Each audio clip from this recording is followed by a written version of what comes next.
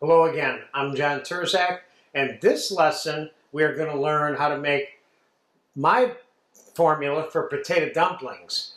We're going to start out with 2 peeled medium-sized Idaho potatoes. We're going to give them a little bit of a cut up, and then I'm going to get these in the food processor with 2 whole extra large eggs. And before I go there, I have 1 medium-sized diced or small minced onion and a 1/4 cup of minced red pepper. I'm going to cook that quickly in a tablespoon of bacon fat back here while we're doing this, because we're going to add this mixture to our potato dumpling mix. So let's get the potatoes into the food processor with the 2 eggs.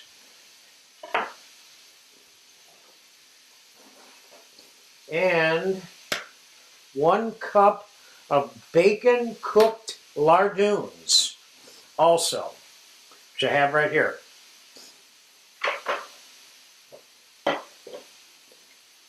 And let's give that a zap.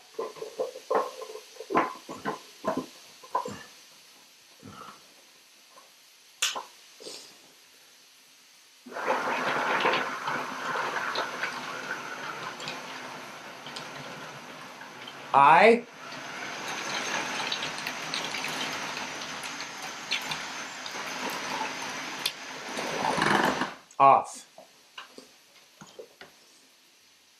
A little bit more.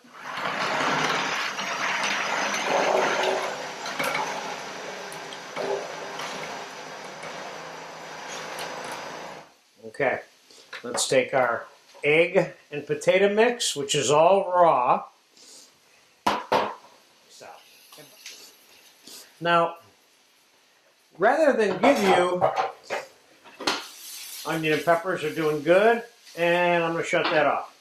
So, rather than give you a very specific amount of flour to put in here, I'm starting out with a little more than a couple cups of flour, and I'm going to put some of it in, and I'm going to mix this until it reaches a certain level of paste, or what I would consider to be dough. Okay? When it gets doughy enough, I will have put enough flour in. So far I got a cup of flour in here now.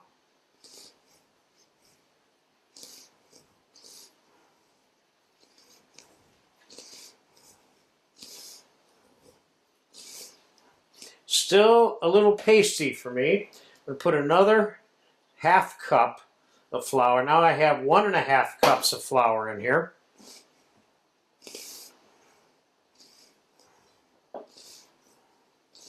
And now, while we're still at the mixing stage, the onions and the peppers are going in here.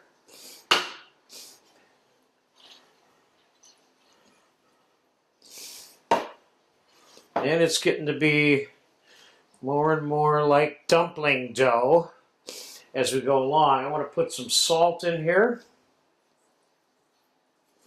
And I'm going to put some fresh ground black pepper in here. Could I put other stuff in here, different herbs, etc.? Of course. Now, you see how much dough I have? That's how much plain mashed Idaho potato I have right here. Once you get the dough that you have based on the formula that I just gave you, you take the same amount of mashed, unflavored potatoes that have nothing else in them except mashed potatoes and mix them into the mixture.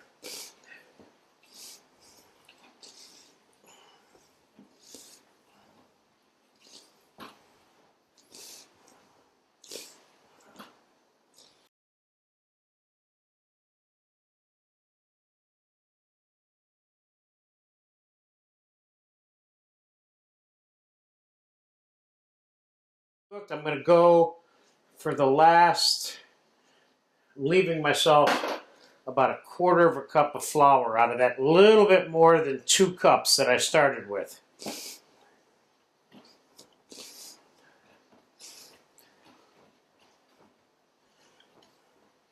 I'm going with the rest of it. And what I'm going to do, as soon as I get this all into one mass, I'm going to cover it up and I'm going to put it in the fridge for a few hours. Do you have to do that? No, but it makes it a little bit easier to handle. I've made this particular formula about 10 times, and I find that if I let it get cold first, it's just easier to do. But I could still do them when they weren't cold, and they still came out good. So you can make the dough and immediately make the dumplings if you want. Get rid of that and that. And let's put some plastic wrap on this bad boy and put it in the fridge. I'm probably going to wait till tomorrow, and then I'll come back tomorrow to finish this off with you. So there is step one. All right, the potato dumpling mix sat overnight. It's really cold. You'll see that it's oxidized a little bit there from the potato. That's not a problem. And I'm going to hand roll some of these, and I have to make some potato dumpling soup for you. And I have some simmering ham hock stock back here, which you have a lesson for how to make. And let's get the potato dumplings rolled and cooking, and then we'll assemble the bowl for the rest of the ingredients. So I'm going to get some flour on my hands here because this is sticky. And you ask yourself, well, why don't you just put more flour in the mixture? Because I don't want my potato dumplings to be too firm. I'm just going to drop them in the back as I make them here. I'm making them kind of small so I can put a few of them inside this bowl of soup without them being gigantic. So this is one way of forming the dumplings. You certainly can use an ice cream scoop, which I often do. Let's go 1, 2, 3. Let's go like 6 dumplings, I think, for the inside of that bowl of soup.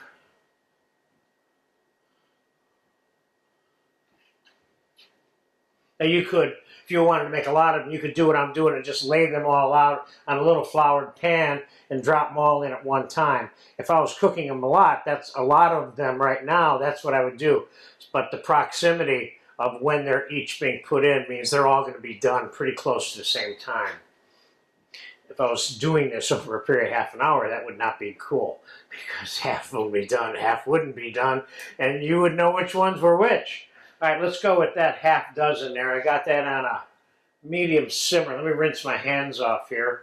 And what I've chosen for this particular bowl of soup, and God only knows there's at least 100 ways to make this potato dumpling soup with whatever kind of broth you want to use. You can consomme, chicken stock, beef stock, whatever, with all and any kind of ingredients you want to put in yours. I'm choosing to put a little tomato concasse, a little bit of sliced sauteed onion. I'm going to clean up this ham hock that we boiled, which I showed you in another lesson that we have on how to make ham hocks boiled.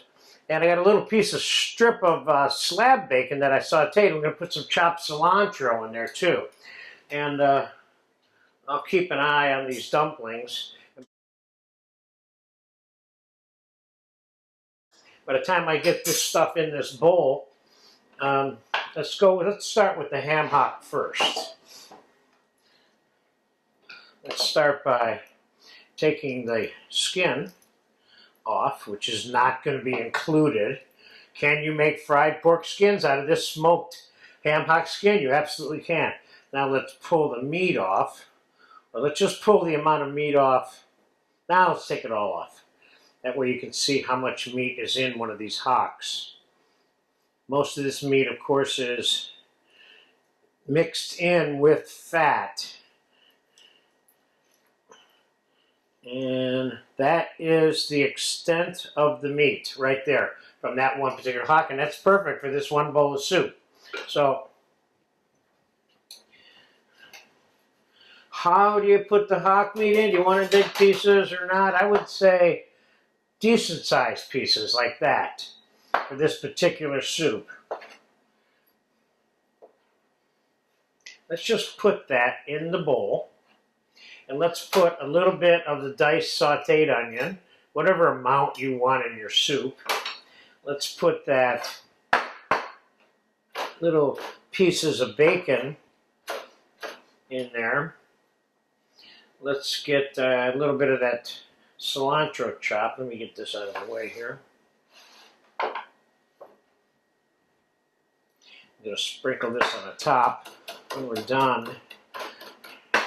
And I'm thinking we'll sprinkle this on top also when we're done. So let's take a peek here, and I think these dumplings are probably done. They only take, this size only takes about 5-6 minutes, and I think that's about how much time we have into them. Okay, so let's put them in the bowl.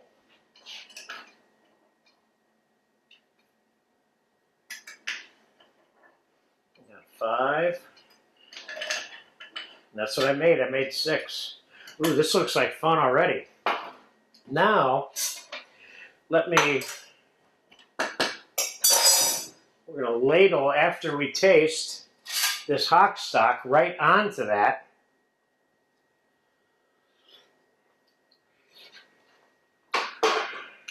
This hock stock needs a pinch of salt and a little bit of pepper. Okay, so if I was serving 5 or 6 of these, this would be to somebody for dinner. This would be the ideal way to set it up, because you have boiling broth, and that will heat everything that's in the bowl just like that. Well, you don't want to put the stuff in the bowl ice cold. This is all kind of room temperature or hot already. So then you could just ladle, fill up all your bowls in one swoop, and it'd be easier to serve that way. So anyway, this is what I'm doing it. This is the way I'm doing it for one bowl.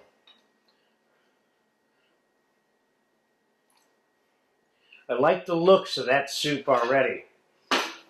That smoked ham hock stock, which I absolutely love. And yeah, let's put a little bit of tomato concasse in the middle of this just for fun. I like this. I like this soup. This looks good. Let's chop that cilantro just a little bit finer.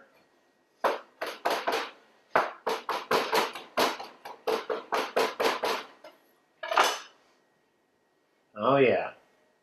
And you know, there's other things you could do. You could put a little smidgen of whole unsalted butter right on the top of this and let it melt into it. Or you could put a little squeegee of olive oil on it. That's, you know, any number of things. Wow, that looks really good. So there's one way to use your potato dumpling mixture to make a potato dumpling soup. Could you make the dumplings larger? Could you serve this in a larger bowl as a main dish? Absolutely. But I got to tell you, this looks really good just the way it is. I'm looking forward to eating this. Thank you.